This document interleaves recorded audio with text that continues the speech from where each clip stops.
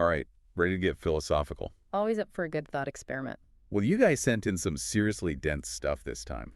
Excerpts from the Stanford Encyclopedia of Philosophy, no less. Ah, yes, the entry on counterfactual theories of causation. That's the one.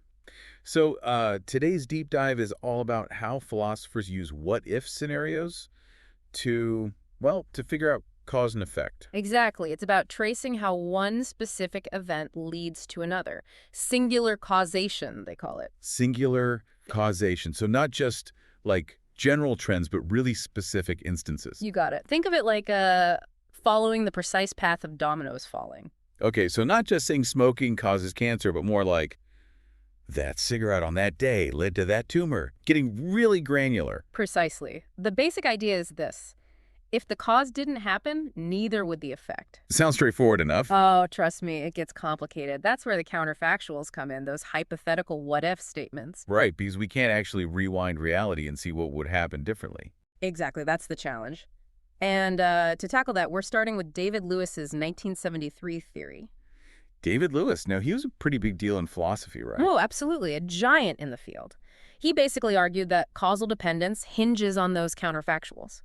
To say event C causes event E, you got to be able to say, if C hadn't happened, neither would E. Right, that makes sense.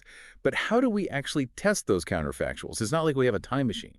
Well, Lewis had some key ideas about how to make those judgments. For one, the events have to be distinct, you know. Distinct. Yeah, like writing the letter L doesn't cause you to write R in Larry. Those are too closely intertwined. Right, they're practically the same action. Exactly. There needs to be real separation between cause and effect for the counterfactual to, well, to be meaningful. So no cheating by picking causes and effects that are basically the same thing. What else did Lewis focus on? Ah, he emphasized non-backtracking counterfactuals, meaning we only change things at the point of the cause and see how the future unfolds from there. So no butterfly effect shenanigans. Exactly. We're playing by stricter rules here. Okay, makes sense. So this brings us to something that I'll admit I've never really thought about before. Temporal asymmetry. Yes, the classic question of why causation seems to flow from past to future.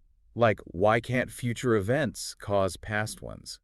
I guess it seems so obvious that causes come before effects. It does seem intuitive, doesn't it?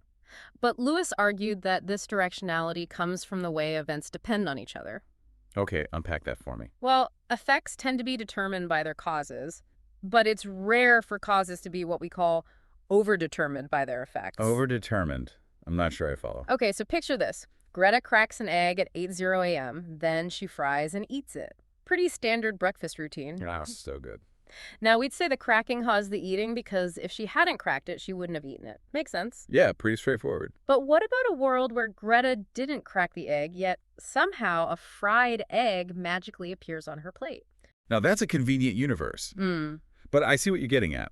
Why is changing the past, not the future, considered more plausible? Because to make the future match up with a changed past, you'd need a whole series of unlikely events. The eggshell magically vanishing, Greta having a false memory of cracking the egg, and so on. It would take a bunch of mini miracles. Exactly. Whereas if we change the past, the future just unfolds naturally without needing those contrivances.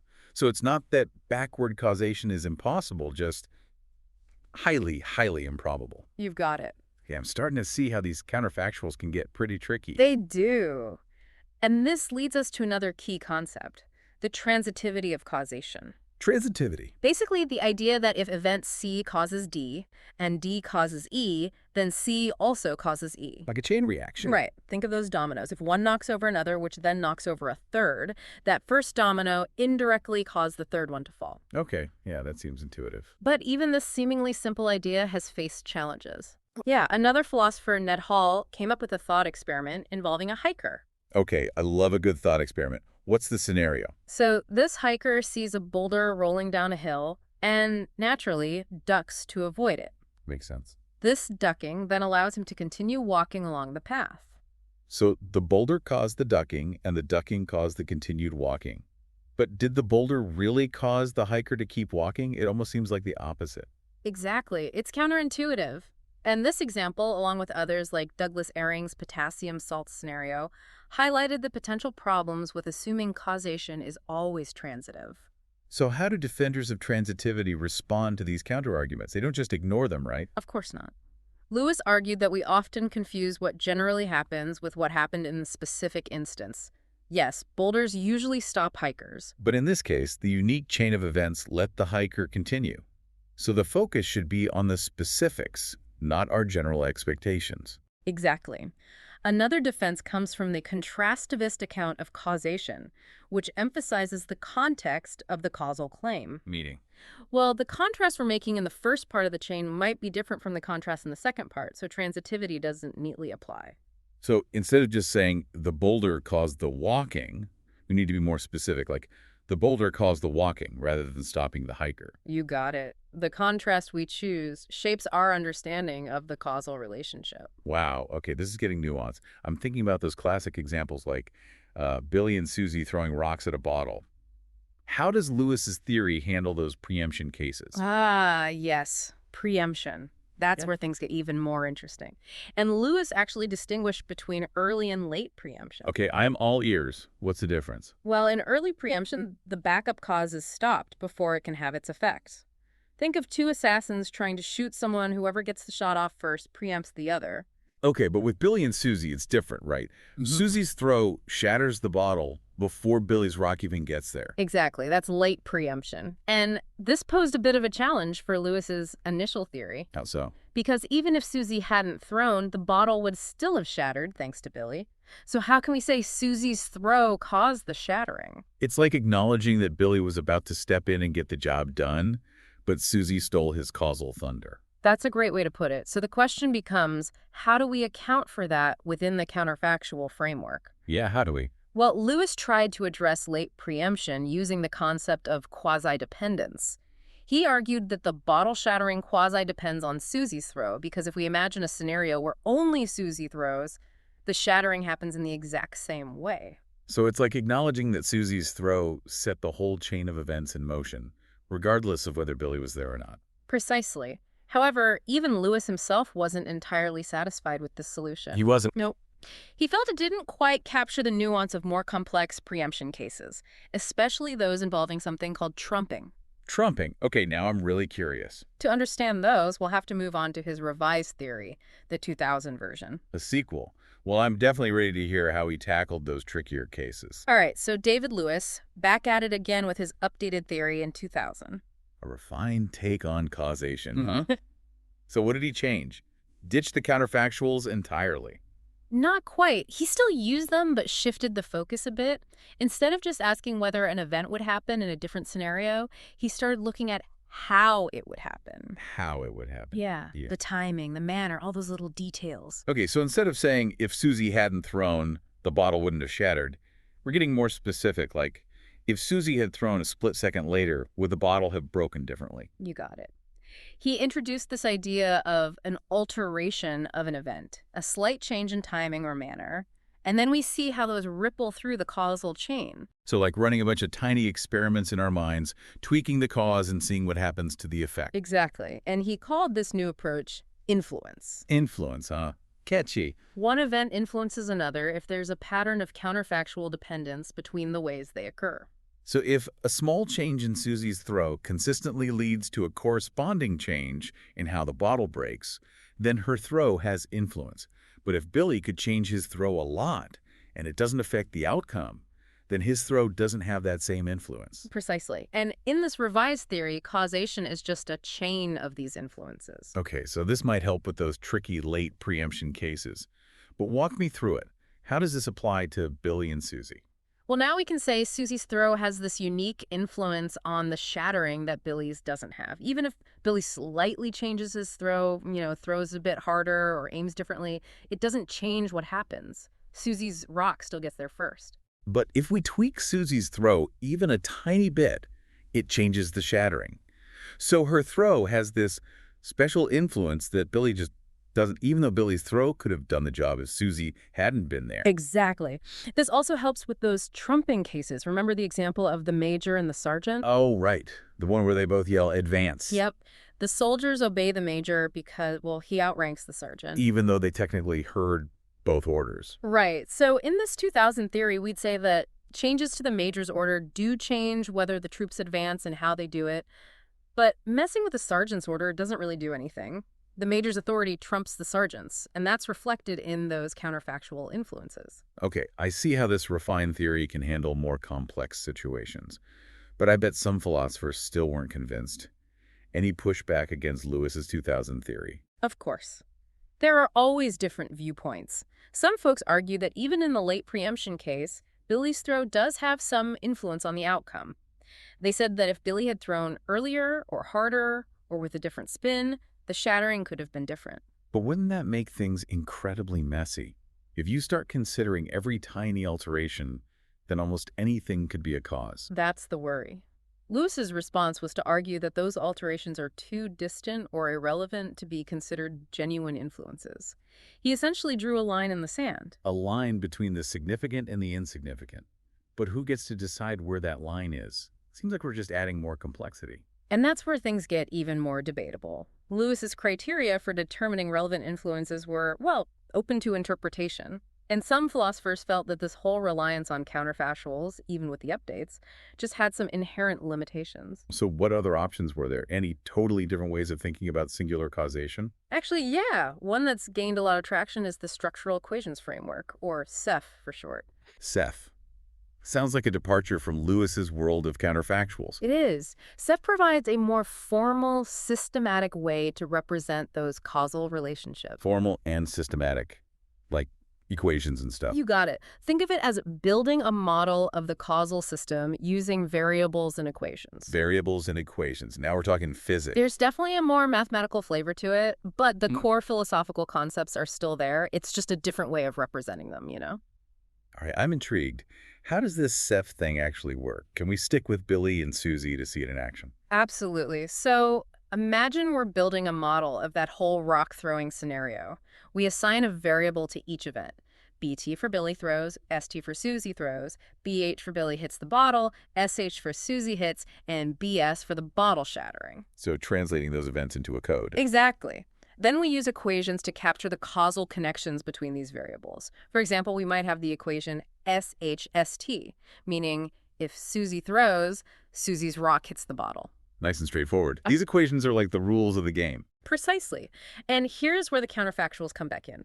Those equations actually express counterfactual dependencies. Like the equation BH, BT, and SH means that Billy's rock hits if he throws and Susie's rock doesn't. Right, so we're still dealing with what-if scenarios, but now they're built into these equations. Exactly. And just like with Lewis's theories, there are rules for evaluating those counterfactuals within Ceph. One key technique is called surgical intervention. Surgical intervention. We basically change the value of one variable in the model and see what happens to the others. Like what happens if we prevent Susie from throwing? It's like running simulations in our model. Exactly. And this brings us to a really crucial concept in Ceph, the active causal route. Okay, I'm ready. What's an active causal route? Think of it as a chain of variables where a change in one leads to a change in the final outcome, even if we keep other variables constant. Kind of like those non-backtracking counterfactuals Lewis talked about. So, in the Billy and Susie case, there's an active route from Susie throwing to the bottle shattering. Yeah. But not from Billy throwing to the bottle shattering. Right. We can mess with Billy's side of the model all we want, but Susie's action is the real driver here. This is how Ceph handles those late preemption cases. Yep. Elegant, isn't it? Definitely seems more precise, maybe even more powerful than just thinking about counterfactuals in a loosey-goosey way. But I'm sensing there might be some downsides to all this formality. You're on the right track. There are always trade-offs. Not everyone's convinced that Ceph is the ultimate solution to the causation puzzle. And we'll get into some of those debates in the next segment. All right, so we've gone through David Lewis's counterfactual theories, and now we've got this CES, the structural equations framework. It seems pretty neat and tidy, but you mentioned there are some issues with it. Not everyone's on board. Right. I mean, for one thing, there's no single correct Ceph model, you know? Building a model always involves choices, like which variables to include, how to define them, how to connect them. So it's not like a magic formula. You don't just plug in the events, and boom, out comes the causal structure. No. There's still room for interpretation, even with all the equations. And this has led to a lot of back and forth about what makes a model apt, like what makes it a good fit for the situation. Apt. Okay. So some people say the model needs to reflect the actual mechanics of the system. Others focus on stability, meaning the model's conclusions shouldn't change too much if you tweak things a bit. Exactly. Choosing the right model is almost an art in itself. But then how do we avoid ending up with different Ceph models that give us totally different answers about the same situation? That's a big one. And it ties into a bigger debate about the nature of causation itself, contextualism versus invariantism. Remember that. Oh, yeah, we touched on that with Lewis. It's about whether causation is an objective thing or if it depends on how we're looking at it. Exactly. Lewis was all about invariantism. Causation is causation, regardless of our perspective. He had that analogy about saying it's cold in here, even if the room temperature is technically the same everywhere. Right. We focus on what's relevant to us. But even Lewis admitted some cases are harder to explain that way, like that example with Susie and the coconut cake. Yeah, in some contexts, her stealing the cake caused her to get sick, but in others, it didn't, even though she did the same thing. It all depends on what we're contrasting it with. If we're comparing stealing to buying the cake, then her action didn't cause the illness. But if it's stealing versus leaving empty-handed, then it did. So the causal judgment changes based on the contrast. Precisely. And examples like that have led some philosophers to embrace contextualism, the idea that causation itself is context-dependent. It's not just about the events, but also about how we frame the question. So where does Ceph land in this debate? It's a bit of both, actually. A lot of the discussion within Ceph has been about those cases where you have two situations with identical models but different judgments about what caused what. Identical models, different judgments, how does that even happen? Well, think about this bogus prevention case. A bodyguard thinking someone poisoned their client's coffee adds an antidote. But it turns out the coffee was never poisoned. Oh, okay. So did the bodyguard's action cause the client to survive? Our gut says no, right? There was no real threat, so the bodyguard didn't actually do anything. Right. But you can build a Ceph model of this that looks just like the one where Billy and Susie both hit the bottle at the same time. In that case, we say both throws caused the shattering, but with the bodyguard, we wouldn't say their action caused survival. So same structure, different conclusions. That's weird. It is. And one way Ceph tries to deal with this is by bringing in these ideas of defaults and deviants. Defaults and deviants. Okay, what are those? The idea is we focus on events that go against our expectations, Like Billy and Susie both throwing rocks is unexpected, deviant. But a bodyguard protecting their client, that's normal. Exactly. And that difference in normality, some argue, influences how we think about the cause, even if the model itself is the same. But who decides what's normal? That seems pretty subjective. And that's a major criticism of this approach. Critics say there's no objective way to set those defaults, so it undermines the idea of causation as something independent of our views. So we're back to that fundamental question. Is causation something real out there in the world, or is it something we kind of impose on events? That's the heart of it, and honestly, there's no easy answer. The contextualism and variantism debate just keeps going, even within Ceph. Wow, we really went down the rabbit hole with this one. It's amazing how these seemingly simple ideas about cause and effect can get so complicated. That's philosophy for you, always challenging our assumptions, even about the stuff that seems obvious. And it's wild how thinking about these what-ifs, these counterfactuals, can reveal so much about how we understand the world. It's like this mental tool we have, imagining alternatives. What if things had gone differently? Totally. So as we wrap up this deep dive into counterfactual theories of causation, the Ceph, and all these mind-bending ideas, I want to encourage you all to keep playing those what-if games.